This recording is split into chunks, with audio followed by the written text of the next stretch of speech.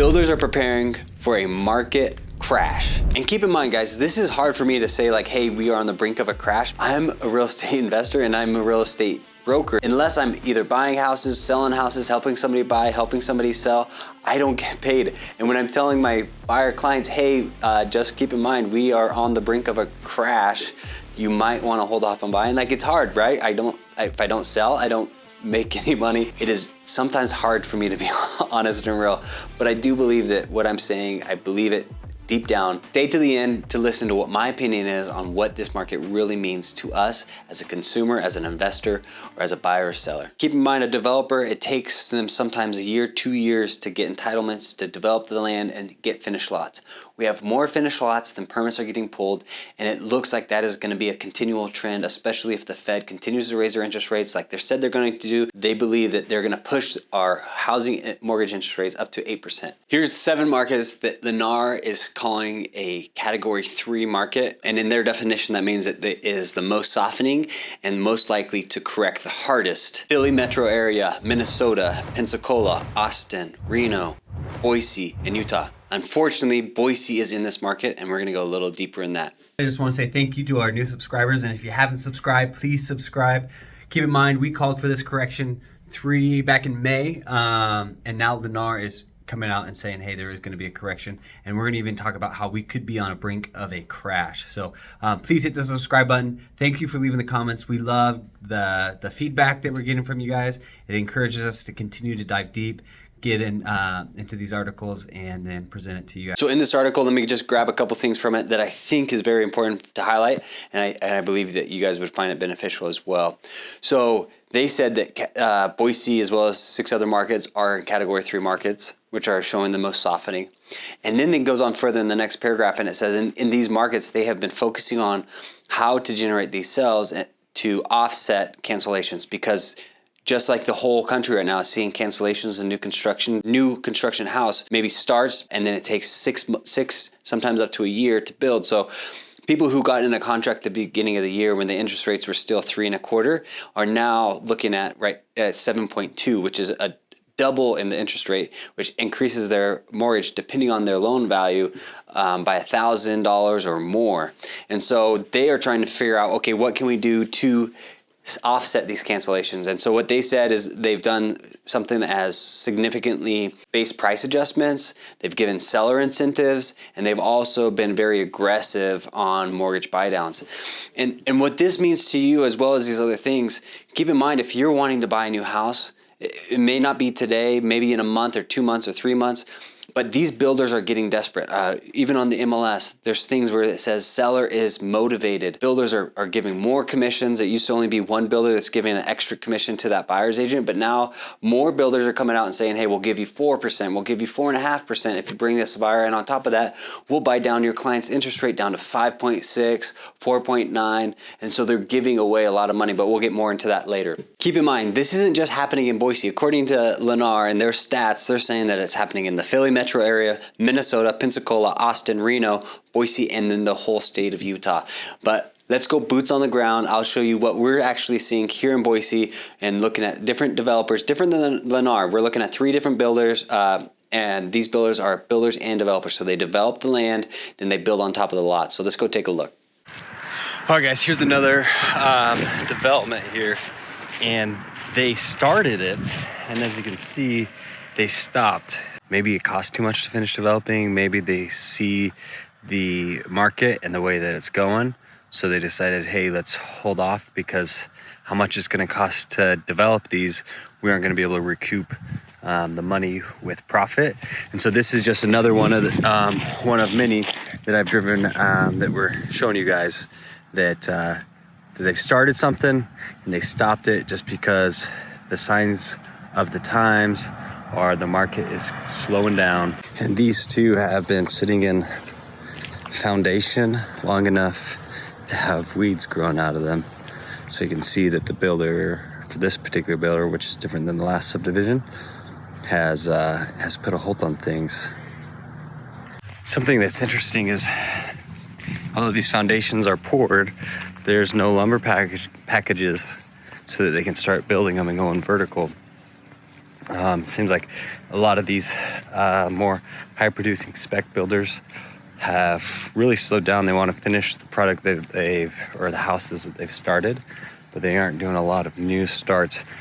I mean, this particular builder, he was normally just boom, boom, boom, cranking them out, and he's really slowed down, which kind of shows the stats that the Land Pro Data article that we referenced was talking about. So what you just saw there, that was 22 foundations in the ground, ready to go with no lumber packages.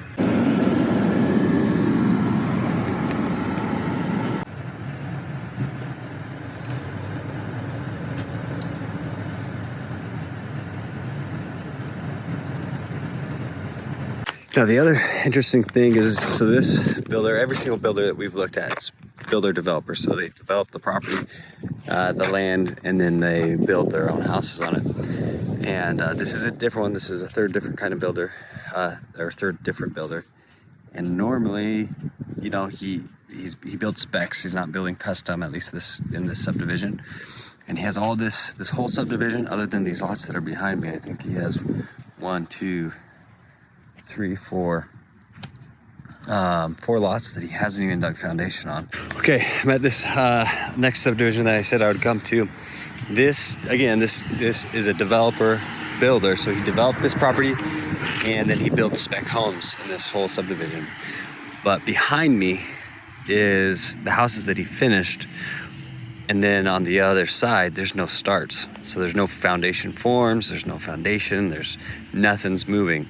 And so he's definitely put a halt on building more spec homes until this market kind of weighs out, and this guy can, or this company can, figure out what's exactly going on.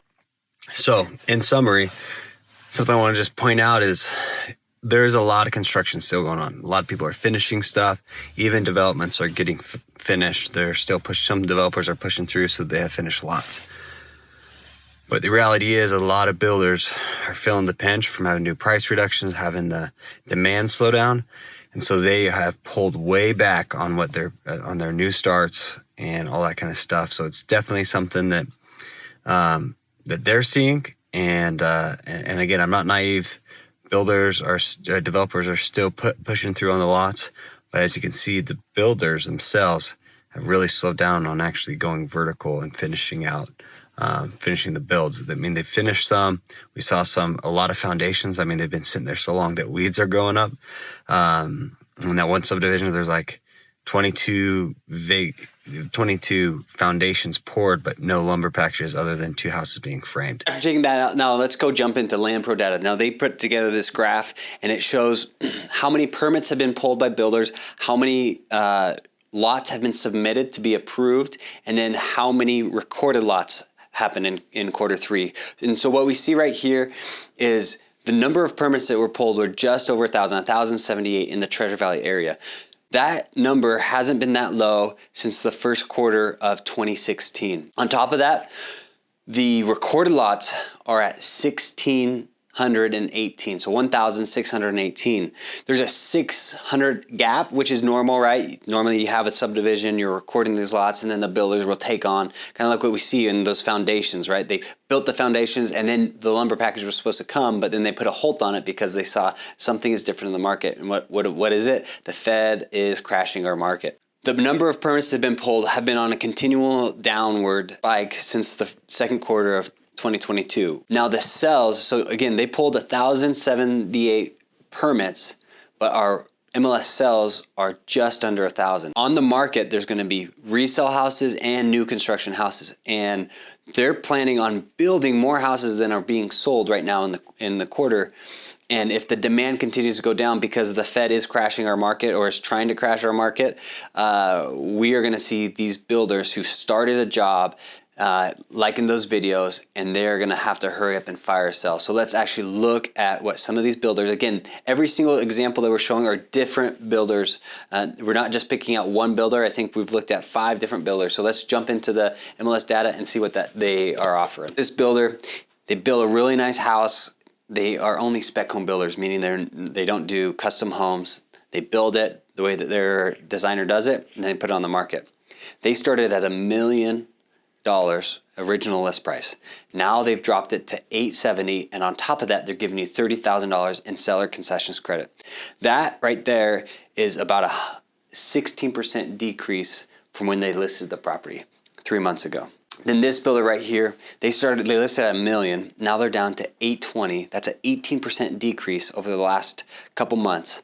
And so obviously they are feeling the pinch of holding on to this almost $1 million property. Now this one, the builder started the list price just under 1.5 million. They've dropped the price all the way down to 1.2 million, and they're offering the agent an extra 1.5% commission because they need to unload their inventory. Again, this builder, he builds some spec, he builds some semi-custom, but this is a spec home, and he's ready to unload it, obviously, if they're willing to drop it that much in just a 3-month period and give a buyer's agent an extra 1.5% commission. All right, so this is how I really feel about what's going on in our market. With all these homes still being hurrying up and getting finished because the builder started it, and then now they have to finish it in order to sell it because now they're on an adjustable rate mortgage, most of the time a commercial loan that has to be paid in 1 to 2 years, and if they can't sell it, they're dropping their prices, which that's what we're seeing. I believe right now there's opportunity for those people who are looking to take advantage of the seller incentives from the builders, and with the prices coming down so much, 10, 15, 20%. But on top of that, I also say that you got to use caution because I do believe that our market's going to continue to go down. We have a lot of developers that are hurrying up and finishing projects, but we also have some developers that have stopped on their projects, which shows me that they are seeing something. They may not be able to unload those lots for what they need to sell them for, and they can't get their money tied up in that, or else they're just going to be sitting. And so I do believe, honest opinion, I do believe we're on the brink of not just a correction, but I think we're on the brink of a crash. I also think because of this article, according to this article by Washington Post, there's $887 billion in credit card debt. That's a 13% increase from last year. From this time last year, which shows that people are struggling to get by on their bills, and now they're having to tap into credit card debt. This is the highest credit card debt has been since October 1st of 2008. So, and this article goes on to say that the average interest rate on that is 18.7% on these credit cards, which is the highest it's been in 30 years. So I do think we're on the brink of a crash. If people can't get their spending down, if the Fed continues to raise rates to crash our market, because keep in mind, I believe that the reason why our market is crashing is because of the Fed. The Fed has raised rates. That's the only thing. We don't have the fraudulent lending that happened back in 2008. We don't have the imaginary, .com bubble that was built on these imaginary assets. We did, now don't get me wrong, we did have, the digital coins like Bitcoin and Dogecoin and all those other coins that had a huge crash that are almost a speculative growing, but we didn't have these other things. And I do believe that this crash is caused, if the Fed continues to do what they're doing, it will crash because we're right there on a brink of a correction and a crash.